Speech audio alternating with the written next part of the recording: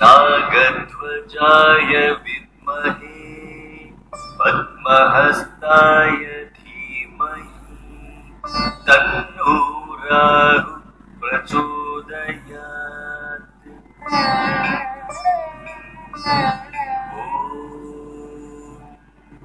अश्वध्वजाय विद्महे शूलहस्ताय धीमहि तन्नो केतुः प्रचोदयात्।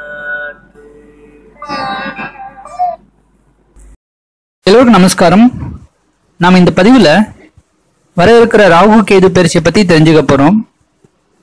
பிப்ரவரி மாதம் 27ஆம் தேதி 2019 காலை சுமார் 7:02 இப்போ கடகத்தில் இருக்கக்கூடிய ராகு ஆனவர் கடகத்திலிருந்து மிதுனத்துக்கும், கேதுவானவர் மகரத்திலிருந்து தனுராசிக்கும் பயிற்சியாக போகிறாரு. இது தமிழ் வருஷத்துல சொல்ல போனோம்னா விளம்பி வருஷம் மாசி மாசம் 15ஆம் தேதி. இந்த ராகு கேது பயிற்சி காலப்புருஷ தத்துவத்திற்கு 4ஆம் இடத்திலிருந்து 3ஆம் இடத்துக்கு ராகுவும், 10ஆம் இடத்திலிருந்து 9ஆம் இடத்துக்கு கேதுவும் பயிற்சியாக போகிறாரு.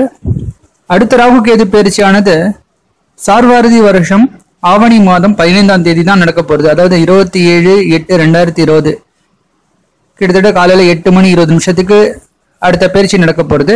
அதாவது கிட்டத்தட்ட 1.5 வருடம் காலம் இந்த ராகு கேது பயிற்சி ஒரு இடத்துல இருப்பாருன்னு சொல்லுவாங்க. அப்ப ராகு கேதுவானவர் ஒரு இடத்திலிருந்து, அதாவது ஒரு ராசியிலிருந்து இன்னொரு ராசிக்கு பயிற்சி ஆகிறதுக்கு கிட்டத்தட்ட 18 மாதங்கள் ஆகும். இப்ப வருகிற 18 மாதங்களும் பார்த்தோம்னா காலப்புருஷ தத்துவத்துக்கு 3ஆம் இடமான சுபமான ஒரு இடத்துல தான் ராகு இருக்க போறாரு. ஆனா கேதுவோடைய சஞ்சாரம் தான் கொஞ்சம் சரியில்லைன்னு சொல்லலாம். அதாவது 10ஆம் இடத்துல இருந்து அவர் 9ஆம் இடத்துக்கு போயிடுறாரு. அது மட்டும் இல்லாம ஒரு பெரிய கிரக சேர்க்கையே அங்க இருக்க போறது. சனியானவர் அங்க தனுசுல ஆல்ரெடி இருக்காரு. அடுத்த வருஷம் குருவும் அங்க சேர்ந்துட போறாரு. அப்போ சனி குரு பயிற்சி ஆகக்கூடிய இந்த கேது இவர்களோட சேர்ந்து சூரியன் புதன் இப்படி பெரிய ஒரு கிரக சேர்க்கை இந்த வருஷம் கடைசியில எல்லாம் இருக்க போறது. எப்பவுமே ராகு கேதுவானவர் ஒரு ஆன்டி கிளாக் வைஸ்ல சுத்துவாங்க. அதாவது மற்ற கிரகங்கள்லாம் கிளாக் வைஸ்ல, அதாவது இடமிருந்து வளமா சுத்தும் போது இவங்க மட்டும் ஆன்டி கிளாக் வைஸ்ல சுத்துவாங்க. வக்ரகதி தான் எப்பவுமே இவங்களுக்கு. அதனால தனியா இவங்களை பொறுத்த வரைக்கும் வக்ரம்ங்கிறது கிடையாது. ராகு கேதுவை பொறுத்த வரைக்கும் அவங்களுக்கு தனி வீடு கிடையாது. அவங்க எந்த வீட்டுல இருக்காங்களோ அந்த வீட்டோடைய அதிபதியோட வேலை செய்வாங்கன்னு சொல்லுவாங்க. ராகுவானவர் எப்பவுமே இந்த மேல் சுற்று, அதாவது மேஷத்திலிருந்து கன்னி வரைக்கும் இருக்கக்கூடிய எந்த வீடுகளுமே அவருக்கு உகந்த வீடுன்னு சொல்லலாம். கேதுவை பொறுத்த வரைக்கும் துலாமிலிருந்து மீனம் வரைக்கும் இருக்கக்கூடிய வீடுகள்லாம் அவருக்கு உகந்த வீடுன்னு சொல்லுவாங்க. அப்படி இருக்கும்போது இப்ப வரக்கூடிய இந்த ராகு கேது பயிற்சி ராகுக்கு உகந்த வீடாகவும், அதுவும் மறைவு ஸ்தானமான 3ஆம் இடத்துல தான் வந்து காலப்புருஷ தத்துவத்துக்கு வரப்போறாரு. கேதுவை பொறுத்த வரைக்கும் இவர் இருக்கக்கூடிய வீடு நல்ல வீடா இருந்தா கூட அவர் இருக்கக்கூடிய இடத்துல இருக்கக்கூடிய கிரக சேர்க்கை கொஞ்சம் பாதிப்புகளை தரக்கூடிய ஒரு விஷயமா இருக்கு. ஆனா இதுல வந்து ஒரு ரொம்ப நல்ல விஷயம் என்ன பார்க்கணும் அப்படின்னா, குருவோட வீட்டுல சனியும் கேதுவும் சேர்றது அப்படிங்கிற ஒரு விஷயம் வந்து ரொம்ப சிறப்புன்னு சொல்லலாம். ஏன்னா ஆன்மீகத்துக்கு அது ரொம்ப சிறப்பா இருக்கும். எப்பவுமே ஒரு குருவோட வீட்டுல சனியும் கேதுவும் சேர்க்கைங்கிறது எல்லாருக்கும் ஆன்மீக வழிபாட்டுல ரொம்ப நம்பிக்கை இருக்கும். இவ்வளவு நாள நம்பிக்கை இல்லாதவங்களுக்கு கூட நிறைய நம்பிக்கை வரும். நிறைய ஆலயங்களுக்கு அவங்க போறதுக்கான ஒரு சந்தர்ப்பம் கிடைக்கும். நிறைய கோவில்கள், நிறைய வழிபாட்டு ஸ்தலங்கள்லாம் வந்து புனரமைக்கப்பட்டு அது நல்ல ஒரு நிலைக்கு கொண்டு வரதுக்கான சாத்தியக்கூறெல்லாம் இருக்கு. அப்ப நிறைய பேர் இந்த சேரிட்டி எல்லாம் பண்ணுவாங்க, நிறைய நல்ல விஷயங்கள்லாம் எடுத்து பண்ணுவாங்க. அதுவும் குரு அந்த தன்னுடைய சொந்த வீட்டுக்கு அவர் பயிற்சி ஆகும்போது இன்னும் சிறப்பா இருக்கக்கூடிய காலகட்டமாகவும் இருக்கும். பொதுவாகவே பார்த்தோம்னா நாடு முழுக்க இருக்கக்கூடிய எல்லாருக்குமே மத நம்பிக்கை ரொம்ப அதிகமா இருக்கும். அவங்க மேற்கொள்ளக்கூடிய அந்த வழிபாட்டு முறைகள்லயே அவங்க சிறப்பா பண்ணக்கூடிய ஒரு சந்தர்ப்பம்லாம் இந்த வருஷத்துல அமைச்சு கொடுக்கும்னு சொல்லலாம். அதுவும் குறிப்பா இந்த ராகு கேது பயிற்சி இருக்கக்கூடிய இந்த காலகட்டத்துல உங்களுக்கு ரொம்ப சிறப்பா இருக்கும்னே சொல்லலாம். கடந்த 3 வருடங்களாக ராகுவானவர் சூரியனுடைய சிம்மம்ங்கிற வீட்டிலும் சந்திரனுடைய கடகம்ங்கிற வீட்டிலும் அமர்ந்திருந்தால அரசியல்ல பல குழப்பங்கள் ஏற்பட்டிருந்தது. சரியான தலைவர்கள் கிடைக்காமையோ, தலைவர்கள்லாம் நிறைய பிரச்சனைகள் சந்திக்கக்கூடிய ஒரு சந்தர்ப்பமும், ஒரு தலைவியா இருந்தா அவர்களுக்கு பல பிரச்சனைகளும் சந்திக்கக்கூடிய ஒரு அமைப்புகள் நம்ம தமிழ்நாட்டுல மட்டும் இல்ல, பாரத நாட்டுல மட்டும் இல்ல, உலகம் முழுக்க இருக்கக்கூடிய எல்லா நாடுகளையும் இந்த பிரச்சனைகள் அதிக அளவுல இருந்தது. இனி வரக்கூடிய காலகட்டத்துல இது கொஞ்சம் குறைஞ்சு ஒரு நல்ல நிலை ஏற்படக்கூடிய ஒரு சாத்தியக்கூறு அதிகமா இருக்கு. இந்த ராகு வந்து டெக்னாலஜி டெவலப்மெண்ட் சாத்தியக்கூறு இருக்குன்னு சொல்லலாம். அதாவது இந்த தொலைத்தொடர்பு துறை சொல்லக்கூடிய இந்த ஏரியாலலாம் நிறைய இம்ப்ரூவ்மெண்ட்ஸ்லாம் நமக்கு தெரிய வரும். நிறைய ஃபெசிலிட்டிஸ்லாம் மக்களுக்கு கிடைக்கிறதுக்கான சந்தர்ப்பம், அரசாங்க சலுகைகள்லாம் நிறைய கிடைக்கக்கூடிய ஒரு காலகட்டம் உதவியா இருக்கும்னு நாம சொல்லலாம். இந்த ராகு கேதுவோட பலன்களை முழுமையா யாராலையும் கணிக்க முடியாதுன்னு சொல்லுவாங்க. இருந்தாலும் ஓரளவுக்கு இந்த நிலையை வச்சு பார்க்கும்போது பொருளாதாரத்துல ஒரு முன்னேற்றம் கிடைக்கிறதுக்கு ஒரு சூழ்நிலாம், டெக்னாலஜிக்கல் இம்ப்ரூவ்மெண்ட்ஸ் நடக்கிறதுக்கு ஆன சாத்தியக்கூறு இருக்குன்னு சொல்லலாம். இப்படி பல விஷயங்கள் நிறைய நாம தெரிஞ்சுக்கலாம். இப்போ இந்த ராகு கேதுவோடைய பெயர்ச்சியில ஒவ்வொரு ராசிக்கும் இந்த பெயர்ச்சி எந்த மாதிரி பலன்களை தரும் அப்படிங்கிறது நம்ம கொஞ்சம் விரிவா பார்க்கலாம். நான் என்னுடைய பதிவுல தான் சொல்லியிருக்கேன், இந்த பயிற்சியானது நம்ம 15 to 20% வரைக்கும் தான் நமக்கு பலன் அளிக்கும். நம்மளுடைய சுய ஜாதகத்துல என்ன தசா புத்தி நடக்கிறதுங்கிறத அடிப்படையாக தான் இந்த கோச்சாரத்தில் இருக்கக்கூடிய பலன்களும் அமையும். ஒருவருக்கு தசையோ தசா புத்தியோ ராகு கேதுவை தொட்டு நடக்கல அப்படின்னா இந்த பெயர்ச்சியானது அவங்களுக்கு பெரிய பாதிப்பு நடக்கவே நடக்காது. ஒருவேளை ஒருவருக்கு தசை ராகு தசையோ ராகு புத்தியோ இல்ல கேது தசையோ கேது புத்தியோ இருந்து அது சுயஜாதகத்துல கொஞ்சம் சுமாரா இருந்து இந்த கோச்சாரத்திலையும் அது சரியா இல்லை அப்படின்னா அவங்க ஓரளவுக்கு பாதிப்பு சந்திப்பாங்க. மற்றவங்க யாருமே இதை கண்டு பயப்படணும்னு அவசியமே கிடையாது. துளாராசியை பொறுத்த வரைக்கும் இதனால் வரையும் 10ஆம் இடத்தில் இருக்கக்கூடிய இந்த ராகு வரக்கூடிய இந்த ராகு கேது பயிற்சியில 9ஆம் இடமான பாகியஸ்தானத்துல போய் அமர போறாரு. இது அவ்வளவு உகந்த ஸ்தானம் கிடையாது. ஏன்னா ராகு ஒரு நல்ல இடங்கள்ல அமரும் போது அந்த இடத்துடைய தன்மையை அவர் கெடுப்பாருன்னு சொல்லுவாங்க. ராகு கேதுவை பொறுத்த வரைக்கும் மறைவு ஸ்தானங்கள் தான் அவங்களுக்கு உகந்த ஸ்தானம்னு சொல்லுவாங்க. இப்போ 9ஆம் இடமான பாகியஸ்தானம் அவர் அமர்வதால நிறைய இவங்களுக்கு அதிர்ஷ்ட வாய்ப்புகள்லாம் நழுவி போயிடும் சொல்லுவாங்க. அதுவும் குறிப்பா பார்த்தோம்னா இந்த துளாராசியில் இருக்கக்கூடிய அநேக பேருடைய தந்தையார் வழி உறவினர்களோட நிறைய கருத்து வேறுபாடுகள்லாம் இவங்களுக்கு வரலாம். அதுவும் குறிப்பா இவங்களுடைய தந்தையாருக்கு உடல் ரீதியா சில பிரச்சனைகள், ஆரோக்கிய கோளாறுலாம் இவங்க சந்திக்கக்கூடிய ஒரு துர்பாக்கியம் இவங்களுக்கு இந்த ராகுடைய இந்த சஞ்சாரத்தால் தெரிகிறது. பெரும்பாலும் இந்த துளாராசிக்கு இந்த ராகுடைய சஞ்சாரம் மனசுல இருக்கக்கூடிய நம்பிக்கை கொஞ்சம் தளர்ந்தா போல இருக்கும். அதாவது இவ்வளவு நாளா சில விஷயம் நடக்கும்னு ஒரு ஆசையில இருக்கும், ஆனா இது நடக்காதோ அப்படிங்கிற ஒரு நம்பிக்கை குறைவு கூட ஏற்படும் சொல்லுவாங்க.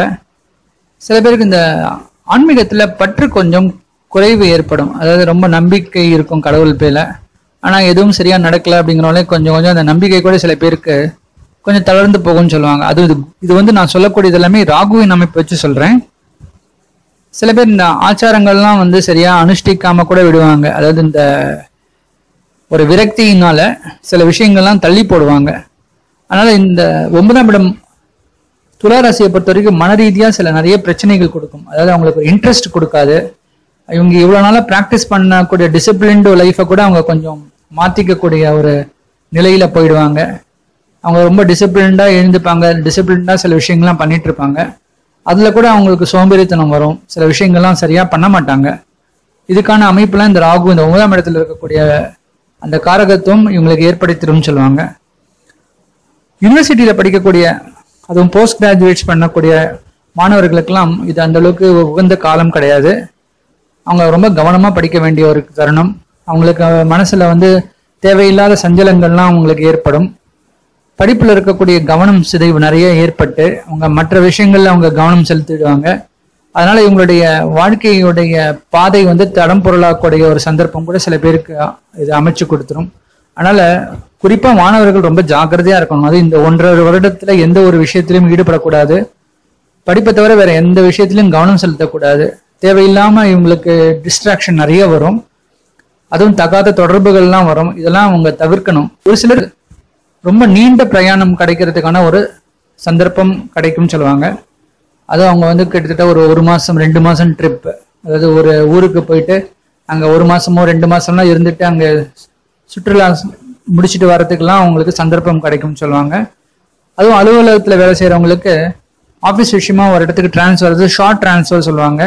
போயிட்டு ஒரு வாரம் 10 நாள் இல்லாம ஒரு 1 மாசம் 2 மாசமோ சில பேருக்கு 6 மாசம் 1 வருஷம் கூடக்கும் அவங்களுக்கு தள்ளி போடக்கூடிய ஒரு சந்தர்ப்பம் இருக்கும். அதனால தன் குடும்பத்தாரை விட்டு வெகு தூரம் சென்று அவங்களுக்கு வேலை பார்க்கக்கூடிய சில அமைப்பெல்லாம் சில பேருக்கு ஏற்படும் சொல்லலாம். நிறைய பேருக்கு குரு பக்தி கொஞ்சம் குறைவாயிடும். அதாவது தான் வழிபடக்கூடிய குருவின் நம்பிக்கை கூட சில பேருக்கு கம்மியாகும். அவங்களுடைய மனசுல நிறைய விரக்தி ஏற்படும். நான் முன்னாடியே சொல்லாம போல அவங்க கையில இருக்கக்கூடிய பொருளாதாரம் ரொம்ப குறைச்சலா இருக்கும். அதாவது நிறைவடைஞ்சு போயிடும். எவ்வளவுதான் கஷ்டப்பட்டு சம்பாதிச்சாலும் அது நிறைய செலவுல போய் முடியும் சொல்லுவான். இப்படி ராகு 9ஆம் இடமான பாக்கியத்தை நிறைய கெடுப்பாரு. நான் மறுபடியும் சொல்லியிருக்கேன், இது ஒருவருடைய சுயஜாதகத்துல ராகு வலிமையா இருந்து நல்ல இடத்துல இருந்து அவங்களுக்கு ராகு கேதுவோட திசை நடந்திருந்தா அவங்களுக்கு இந்த பிரச்சனையை எளிதா சமாளிக்க முடியும். ஆனா ஒருவருக்கு ராகு கேது திசை நடந்துகிட்டு இருக்கும் இந்த தருணத்துல கோச்சாரத்துல வரக்கூடிய இந்த ராகுவும் சரியில்லாத ஒரு காலகட்டத்துல அவங்களுக்கு கொஞ்சம் கஷ்டமான நிலை ஏற்படும் தான் நான் சொல்றேன். சித்திரை 3ஆம் பாதம் 4ஆம் பாதம், ஸ்வாதி மற்றும் விசாகம் 1, 2, 3 பாதங்கள் இந்த நட்சத்திரங்கள் சேர்ந்ததுதான் துலாம் ராசி. இதிலும் குறிப்பா ஸ்வாதி நட்சத்திரம் ராகுவோடைய சுய நட்சத்திரம். அதனால இந்த சுவாதியில பிறந்தவர்களுக்கெல்லாம் பெருசா எந்த ஒரு கெடுதலும் இந்த ராகு தன்னுடைய இந்த டிரான்சிட்ல பண்ண மாட்டாரு. அடுத்தது இந்த விசாக நட்சத்திரம், அதுவும் குறிப்பா 1, 2, 3 பாதங்கள்ல பிறந்தவர்களுக்கெல்லாம் இந்த வரக்கூடிய இந்த ராகு கேது பயிற்சியில குரு நம்பிக்கை தெய்வ நம்பிக்கை கொஞ்சம் கம்மியா இருக்கும் அப்படின்னு சொல்லலாம். அதுபோல சித்திரை நட்சத்திரம் 3ஆம் பாதம் 4ஆம் பாதத்துல பிறந்தவர்களுக்கெல்லாம் மன ரீதியா நிறைய போராட்டம், மன ரீதியா சில குழப்பங்கள்லாம் இருக்கும்னு சொல்லலாம். இதனால் வரையும் துளாராசிக்கு 4ஆம் இடத்துல இருக்கக்கூடிய கேது இனி வரக்கூடிய இந்த ராகு கேது பயிற்சியில 3ஆம் இடமான மறைவு ஸ்தானத்துக்கு வரப்போறாரு. 3ஆம் இடம் உபஜனஸ்தானம் சொல்லுவாங்க, தைரிய வீரிய ஸ்தானம் சொல்லுவாங்க. இப்போ ஒரு கேது போன்ற ஒரு பாவ கிரகம் 3ஆம் இடத்துல மறையிறது ரொம்ப நல்லதுன்னு சொல்லலாம். அதுவும் துளாராசிக்கு இந்த கேதுவோடைய இந்த சஞ்சாரம் ரொம்ப சிறப்பா இருக்கும்னு சொல்லலாம். இவங்க நல்ல முயற்சி பண்ணி நல்ல தைரியத்தோட நிறைய விஷயங்களை வெற்றி காணுவாங்கன்னு சொல்லலாம். ஏற்கனவே இந்த 3ஆம் இடத்துல சனியானவர் அங்க இருந்துட்டு இருக்காரு. இப்ப இந்த சனியோட சேர்ந்து இந்த கேதுவும் இவரோட இணைய போறாரு. ஆனா துளாராசியை பொறுத்த வரைக்கும் தனக்காரகனான குரு இப்ப 2ஆம் இடத்துல இருக்காரு. அது ரொம்ப நல்ல இடம். அப்ப வரக்கூடிய குரு பயிற்சி வரைக்கும் குரு நல்ல ஸ்தானத்துலதான் இருக்காரு. அவங்களுக்கு பொருளாதாரத்துக்கு தேவையான எல்லா வசதிகளும் குரு தந்துடுவாரு. அவங்களால நிறைய சம்பாதிக்க முடியும், குடும்பத்துக்கு தேவையான பொருட்கள் எல்லாம் சேர்க்க முடியும். ஆனா அடுத்து குரு பயிற்சியில குருவும் 3ஆம் இடத்துல போய் தன்னுடைய சொந்த வீட்டுல ஆட்சி ஆயிடுவாரு. அப்போ குரு துலாம் பொறுத்த வரைக்கும் பெரிய யோகர் கிடையாது. அப்போ அவரும் போய் 3ஆம் இடத்துல இந்த சனி கேதுவோட சேர்றதுனால அந்த காலகட்டத்துல கொஞ்சம் சிரமமா இருக்கும்னு சொல்லலாம். ஆனாலும் குரு சனி இதோட சேர்ந்து கேது குருவோட சொந்த வீட்டுல இருக்கிறது துலாம் பொறுத்த வரைக்கும் ஆன்மீகத்துல நிறைய விஷயங்கள் அவங்க பண்ணுவாங்க. நிறைய விஷயங்களை முயற்சி எடுத்து அவங்க வெற்றி காண்பாங்கன்னு சொல்லுவாங்க. நிறைய கோயில் திருப்பணிகள்லாம் அவங்க பண்ணக்கூடிய ஒரு சந்தர்ப்பம் அவங்களுக்கு கிடைக்கும். 3ஆம் இடம் இளைய சகோதர சகோதரிகளையும் குறிக்கிறதுன்னு சொல்லலாம். அதனால இந்த துலா ராசியை பொறுத்த வரைக்கும் பெரும்பாலானவர்களுக்கு அவங்களுடைய இளைய சகோதரர் மற்றும் சகோதரிகளுடைய ஆதாயம் அவங்களுக்கு நிறைய கிடைக்கும். அதுவும் இந்த கேதுவோடைய இந்த சஞ்சாரம் ஆன்மீகத்துல நிறைய ஒரு நாட்டம் கொடுக்கும். இவங்களுடைய சகோதரர்களுடைய அனுகூலத்தாலேயே இவங்க நிறைய வெளியூருக்கெல்லாம் போகக்கூடிய ஒரு சந்தர்ப்பம், வெளிநாடுகள் வெளி மாநிலங்களுக்கெல்லாம் செல்லக்கூடிய வாய்ப்புகள்லாம் இவங்களுக்கு கிடைக்கும். 2ஆம் இடம் உபஜனஸ்தானம் சொல்லக்கூடிய இடத்துல இந்த கேதுவுடைய சஞ்சாரம் ரொம்ப சிறப்பா இருக்கும்னு சொல்லலாம். நிறைய பேருக்கு ஒரு குறுகிய பயணம் கிடைக்கும்.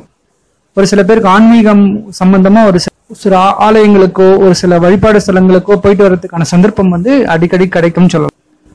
நிறைய பேர் இந்த மார்க்கெட்டிங்ல ஒர்க் பண்றவங்க, கம்யூனிகேஷன்ஸ், அதே மாதிரி செல்லுலார் போன் இந்த துறையில ஒர்க் பண்றவங்களுக்கெல்லாம் இந்த கேதுவுடைய இந்த 3ஆம் இடத்துல இருக்கக்கூடிய இந்த கிரக சேர்க்கை அவங்களுக்கு நல்ல ஒரு பயனை தரும் சொல்லலாம். அதுவும் துலாம் பொறுத்த வரைக்கும் 3ஆம் இடமான முயற்சி ஸ்தானம் கம்யூனிகேஷனும் குறிக்கிறது. இந்த இடத்துல ஒரு பெரிய கிரக யுத்தமே இந்த வருஷ கடைசியில இருக்கு.